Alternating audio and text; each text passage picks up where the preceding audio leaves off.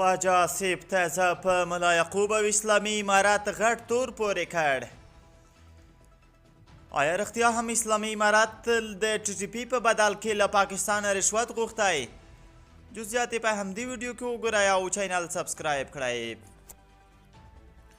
خواجه آصف وایي طالبانو د پاکستان له پولو د وسلوالو د شړلو لپاره 10 میلیارده روپۍ غوښتې وې. د پاکستان دفاع وزیر خواجه آصف وایي چې طالبانو له سرحدي سیمو څخه د تحریک طالبان پاکستان د شړلو لپاره د 10 میلیارده روپۍ غوښتنه کړې وه. نوموړي له طالب چارواکو غوښتي وو چې پاکستان ته د وسلوالو د نه ستنېدو ضمانت ورکړي، خو یادې ډلې مثبت ځواب ورنه کړ.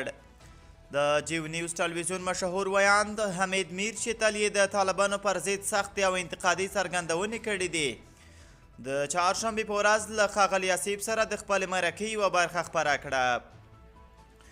د پاکستان د دفاع وزیر وویل وروسته له دې چې طالبان واک ته ورسېدل زه افغانستان ته لاړم او د طالبانو له دفاع وزیر او د هغوی له نورو مشرانو سره مې وکتل. ما دوی ته وویل چې که ترهګر متوقف نشي موږ به اقدام وکړو او باید وروسته شکایت ونه کړي. پاکستان له 3 کلونو راهیسې لږ تر لږه 2 ځله د افغانستان سرحدي سیمې بمبار کړې دي. دغه هیواد ویلي چې د بریدونو موخه د تحریک طالبان پاکستان غړي دي چې په دغو سیمو کې پناه ځایونه لري. په تازه پیښه کې د پاکستان د پوځ د پکتیکا په برمل ولسوالۍ کې برید وکړ چې په ترڅ کې لږ تر لږه 48 کسان وژل شوي دي.